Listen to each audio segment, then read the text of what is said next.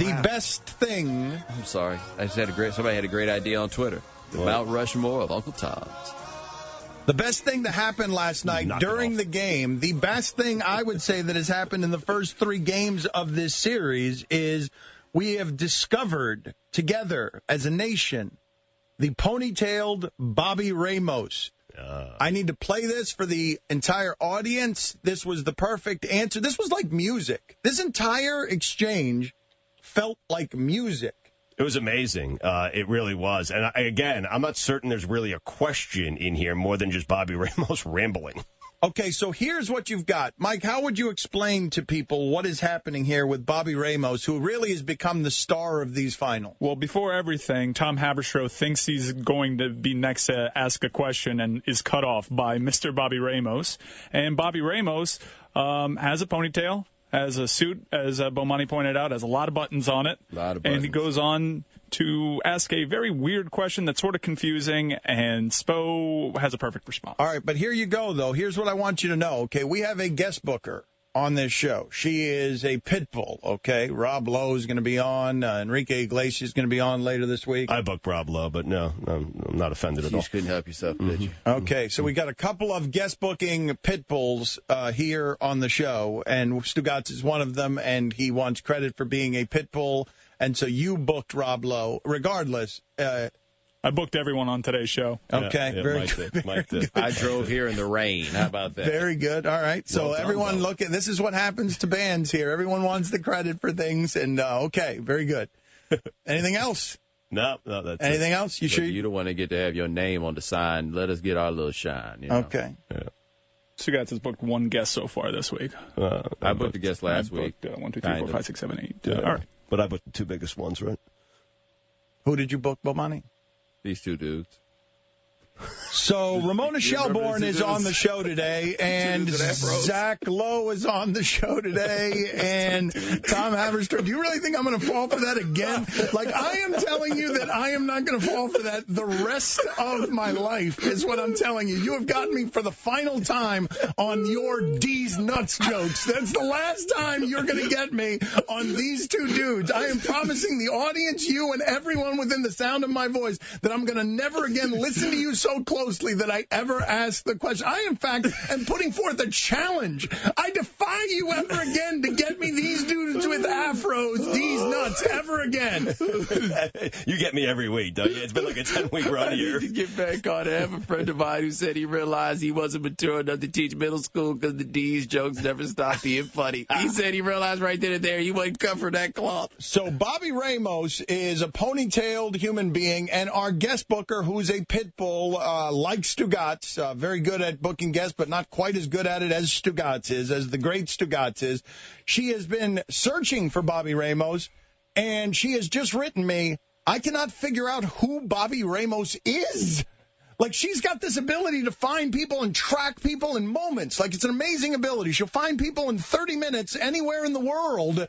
They'll get back to her. You know, all of a sudden, we've got, who was it? Was it Paul McKeskey? Who was the person? No, it was Frank Burkowski. Frank Burkowski saw Mike Tyson having sex in the forum with a woman, and 30 minutes later, Frank Burkowski was on with us. We literally got Jimmy Goldstein's personal number 4 minutes after talking about him. Yeah. Okay, she doesn't know who Bobby Ramos is. She cannot find out who he is or who he works for. Doesn't Bobby Ramos, Bo, have his own, right, bottom line, he has his own website, doesn't he? I don't know what it is. He just say Bobby Ramos from the bottom line. Right. I heard that the website's not working. Okay, so here's Bobby Ramos. He just got credentials. Well, I'm thinking maybe his work, there was so much talk about him on Twitter last night that maybe it knocked the website off the internet. Possibly crashed. So here is Bobby Ramos asking a long-winded question. Really, all Bobby Ramos is doing here is his own little mini radio show for Eric Spoelstra. Bobby Ramos, bottom line. Coach, you gave San Antonio the credit, and you mentioned a couple of times that you're in the finals. How does a team in their 4th finals come out in the finals, their first home game, and get beat to the ball? To get stomped the way they did. The kind of heart that your championship team has to come out tonight like they did mentally has to be something that's a problem. Clearly.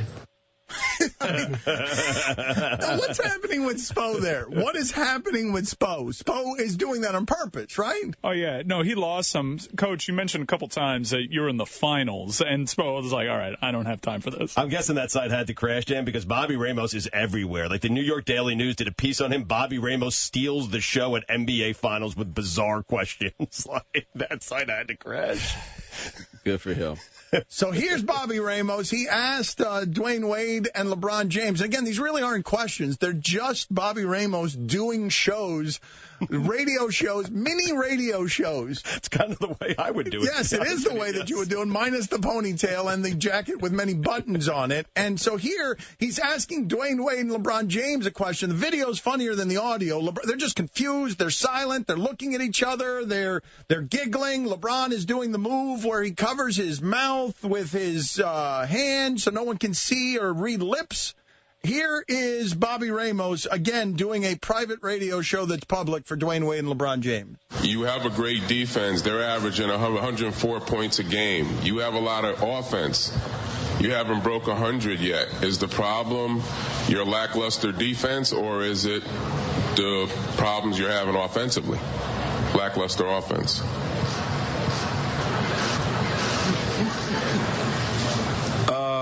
The problem is we're down 2-1.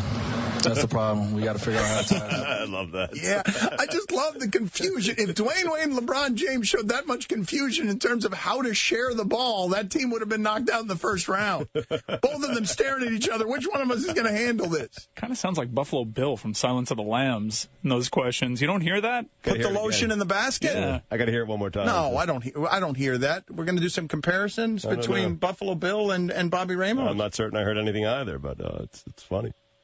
Can the analysis just be, instead of lackluster defense? I understand that we have to have analysis today, but can the analysis just be that the Spurs are really good and they got hot? They didn't play good defense either.